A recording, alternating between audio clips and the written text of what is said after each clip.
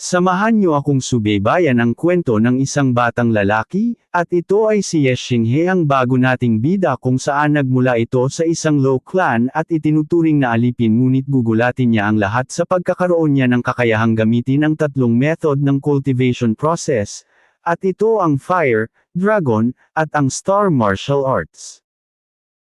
Nagsisimula ang kwento sa isang malawak na lungsod, kung saan makikita ang Heavenly Star Academy, at sa kasalukuyan ay umpisa na ng unang araw ng klase ng mga estudyante.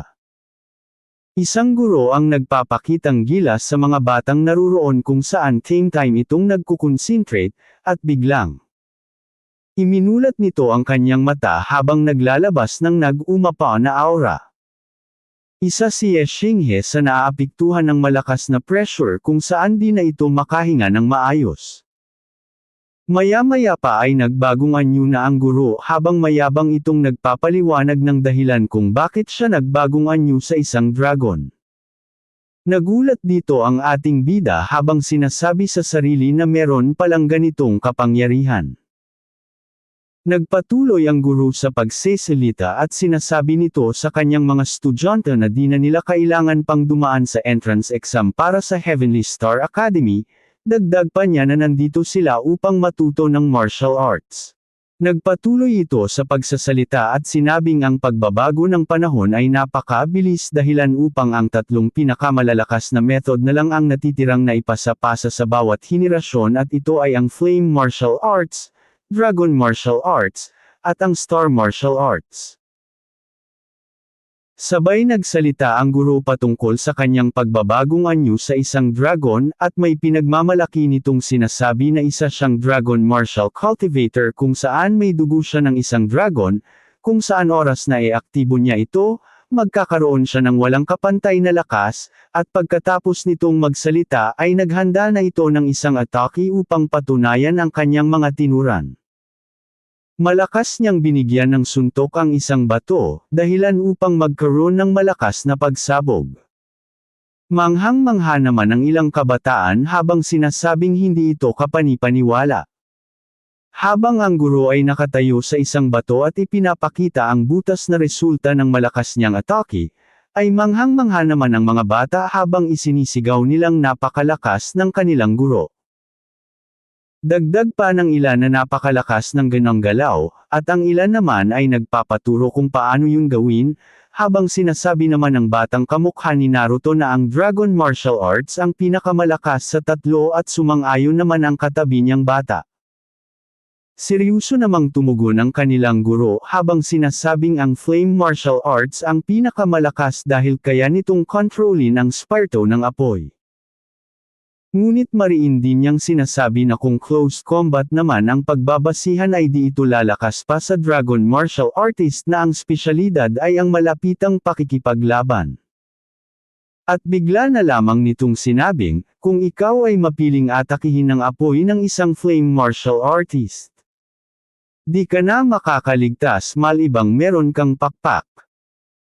Dahil sa tinura ng guro ay nagsalita naman ng may pang-aasar ang dalawang batang gaya ng classmate mong bida-bida, na kung ang Dragon Martial Artist ang pinakamalakas bakit siyang ang nandito para magturo sa kanila. Nang biglang tinawag ni Ye Xinghe ang guro. Sabay sabing may gusto siyang malaman about sa isang Star Martial Artist. Dagdag pa ng ating bida na nasabi na nito ang patungkol sa lakas at abilidad ng dalawang uri ng martial arts. Kaya gusto din niyang malaman ang patungkol sa Star Martial Arts. At may pagtataka namang tumingin kay Ye Xinghe ang guro habang iniisip na baka ang ating bida ay isang Star Martial Artist. Nang biglang pinutol ng mga bida-bidang estudyante ang pag-iisip ng guro, sa pagsasabing mukhang ayaw magsalita ang guro, dagdag pa ng isa na baka natatakot itong malaman nilang lahat na ang Dragon Martial Arts ay ang pinakamahina. Kaya naman inis na inis ang guro nila sa pagbatok sa dalawang bata. Sabay sinabi ng guro na ang Star Martial Arts ay mas special sa lahat dahil kaya nitong gamitin ang kapangyarihan ng mga bituin dahilan upang makagamit sila ng iba't ibang uri ng martial arts technique kung saan kaya nitong pumatay ng kalaban ng mabilisan, Dagdag pa nito na may kakayahang din ang mga star martial artist na magpagaling. Masaya namang tumugon ang ating bida sa pagsasabing wala palang mahina sa tatlo. Ngunit tinutulan siya ng guro sa pagsasabing hindi na ngayon, sabay sabing dahil ito ay noon pang ancient times kung saan laganap pa ang malalakas na star martial artist. Sinabi din ng guro na hindi na ng mga star martial artist na ipasa ang kanilang mga abilidad at maging ang kani-kanilang cultivation knowledge ay bumaba.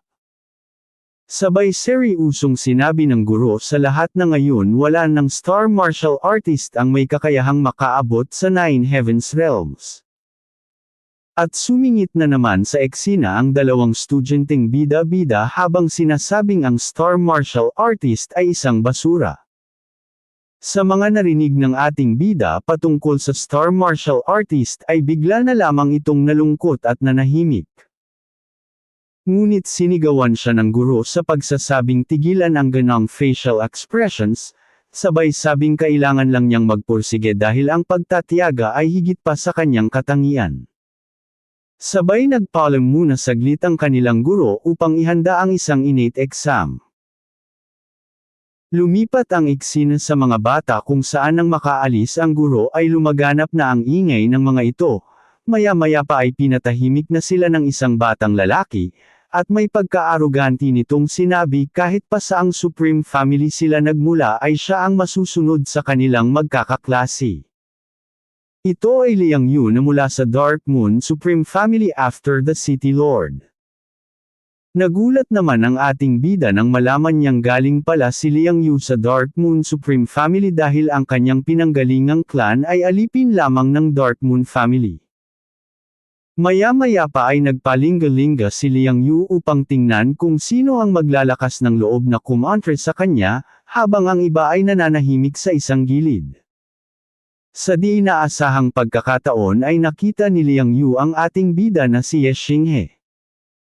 Kung saan bigla itong tumayo upang lapitan si Ye Xinghe, sabay may pagkamayabang nitong sinabihan ang ating bida na tumangala. At habang nagkakatinginan ang dalawa ay tahimik namang nagbubulungan ang iba nilang kaklase at may pagtataka ang mga ito nakatingin kay Liang Yu. Biglang nagsalita ang ating bida at kinakabahan nitong tinanong si Liang Yu kung anong problema, at tinanong naman ni Liang Yu ang ating bida at sarkastiko nitong inaalam ang pangalan ni Ye Xinghe. Maya-maya pa pagkatapos sabihin ni Ye Xinghe ang kanyang pangalan ay bigla na lamang siyang sinipa ni Liang Yu, dahilan upang tumalbog ang ating bida sa di kalayuan habang gulat na gulat naman ang kanyang mga kaklase.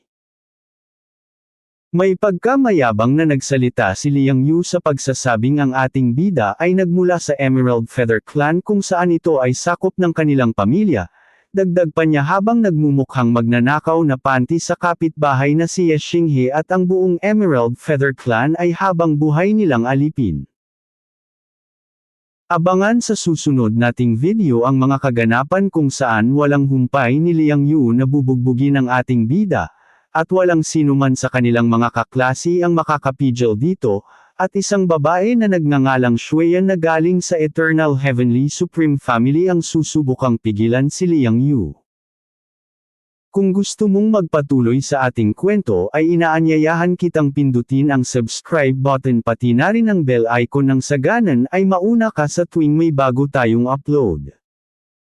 Paki-like muna din ang ating video at mag-iwan ka na din ng comment kung gusto mo ma-shoutout.